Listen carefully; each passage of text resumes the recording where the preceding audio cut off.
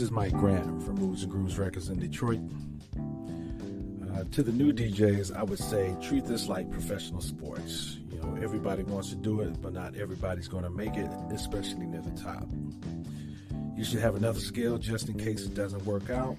And, you know, if it does work out, make sure you save and invest your money so that you don't have to work in your older years.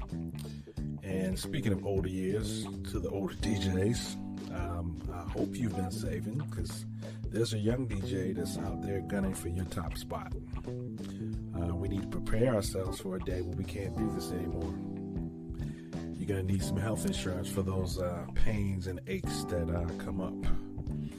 And I see a lot of my peers are approaching their 60s and they don't have proper health insurance. So as such, we're going to probably see a lot of GoFundMes for people and their health issues. So really it's the same message for both. Save for your future, you know, especially for your health. Because if you don't, no one else will. I think that DJs should invest in perfecting the craft of DJing. There are too many DJs out here with gimmicks and dancing more than they're DJing.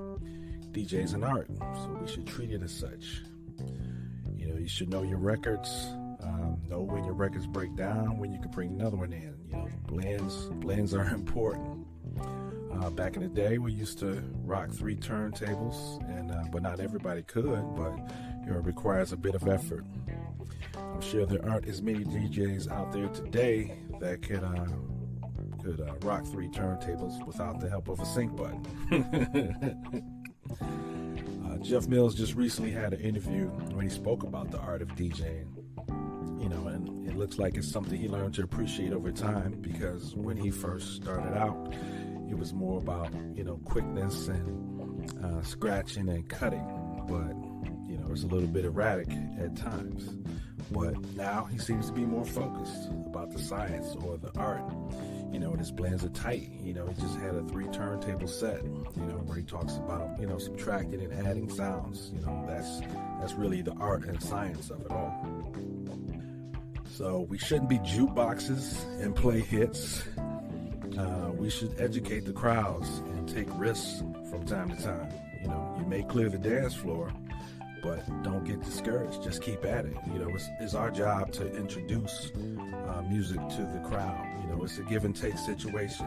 You know, you want to make their night enjoyable, but you also want to educate them as well when you're enjoying it. So I started Moves and Grooves Records back in 1996. It took me a minute to come up with a name. Finally, I found a name when looking at a cassette tape of a show out of Chicago that featured acid jazz. It was called the Moves and Grooves Show. When I thought about that, it's like moods and grooves. You know, I didn't want to have just a singular label, just a simple house label. So Moves and Grooves gives you a bit of flexibility. You know, sometimes it can be moody, but it's always going to be groovy. The goal of the label was to present distinctive music for listening and dancing pleasure. And I suppose you could say the mission statement was moods for the soul, sophistication, deepness, and emotional expression, grooves for the body, rhythms that massage the body into movement with force and subtlety. So it's worked out after all these years. So we've had a lot of great artists on the label. I don't think there's another label in Detroit that can say they've had, you know, the stable of artists that I've had on the label. So we've done a pretty good job. Had a lot of support. You know, people who helped me out in the beginning, and I really appreciate the people who supported me, and I really appreciate the people who've you know, purchased the music and supported the label. You're listening to Tamzini's podcast, and this is Mike Grant from Moves and Grooves Records in Detroit.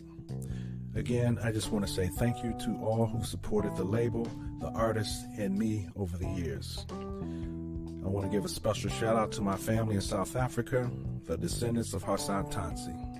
Thank you.